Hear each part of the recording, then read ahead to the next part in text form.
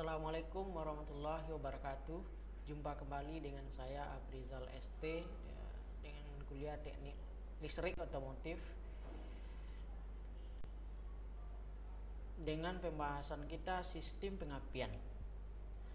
Tujuan perkuliahan setelah mengikuti perkuliahan diharapkan dapat yang pertama mengidentifikasi komponen sistem pengisian, 2. Melakukan pemeriksaan sistem pengisian, 3. Melaksanakan pemeliharaan dan perbaikan sistem pengisian.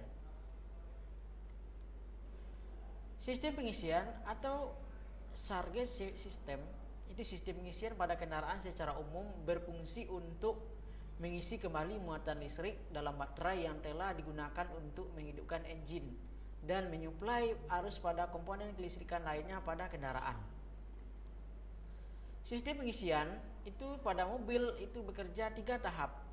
Tahap pertama, pada saat engine mulai dijalankan, baterai menyuplai seluruh beban pada kendaraan.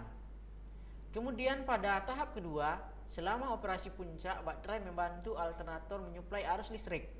Kemudian yang ketiga, selama operasi normal, alternator menyuplai kebutuhan arus dan pengisian kembali muatan baterai. Secara keseluruhan, rangkaian dari komponen sistem pengisian pada mobil itu dapat kita lihat sebagai berikut. Yang pertama itu ada rangkaiannya baterai, kemudian itu ada alternator yang dikenal dengan sistem pengisian, kemudian ini ada regulator, kemudian ini switch atau kunci kontak. Kemudian kalau secara lengkap, secara detailnya, komponen sistem pengisian ini dapat kita gambarkan seperti ini. Dia ada di sini possible line itu sama dengan sekring yang ada pada baterai. Kemudian ini alternatornya, kemudian ini ada voltage regulator, kemudian ini masing-masing terminal itu ada IG, NF, E, L, B. Kemudian ini kunci kontak, kemudian ini sekring. Kemudian ini konektor, sambungan kabelnya. Kemudian kalau kita lihat komponen-komponen dari sebuah sistem pengisian, kita lihat dari bawah, ini ada puli yang diputar oleh radiator, kemudian ini kipas atau fan, kemudian ada spacer, kemudian ini ada front frame, bearing, kemudian ada rotor, kemudian ini bearing lagi, kemudian ini stator, brush, kemudian brush holder, rectifier atau dioda, frame, rear frame atau rangka. Inilah komponen dari alternator. Kemudian regulator. Regulator berfungsi untuk mengatur tegangan pengisian sesuai dengan standar yang ditentukan. Tegangan pengisian untuk sistem kerja 12 volt. Ini di samping ada gambarnya regulator. Kemudian ini ada yang IC regulator model lainnya. Kemudian ini bagian-bagian dari sebuah alternator. Ini gambar utuh. Kemudian ini dioda, kemudian IC regulator yang dalam bentuk lain.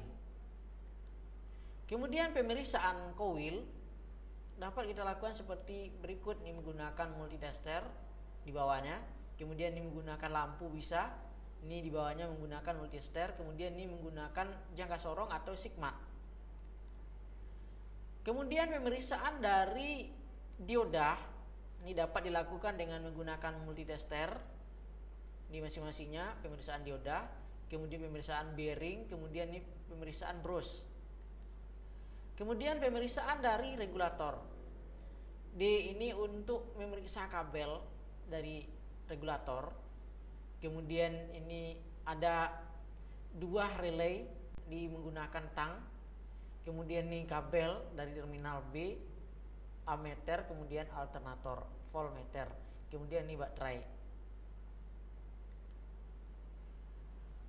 Kemudian apabila kita letakkan secara mendatar, regulator ini posisinya seperti ini. Dia ada voltage regulator, kemudian voltage relay regulator. Di masing-masing terminal ini ada hubungan kerangkaian, dia ada GIG atau sistem pengapian, kemudian ada E, L, B, F dan N. Kemudian ini rangkaian dari sebuah regulator. Dia ada arah N, IG, L, B, F, E. Kemudian ini ada kumparan atau lilitan yang ada di dalamnya. Pengujian sebuah alternator.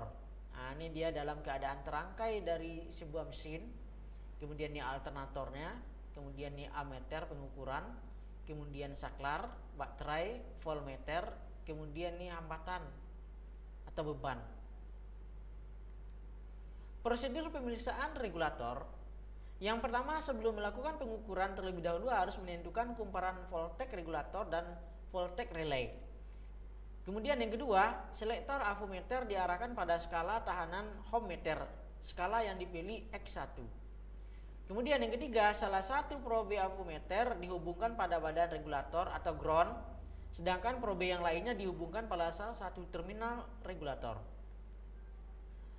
Data hasil pemeriksaan regulator dari 6 terminal. Nah, ini data-datanya, ada terminal regulator, kemudian kondisi regulator, kemudian ini menunjukkan hasil pengukurannya.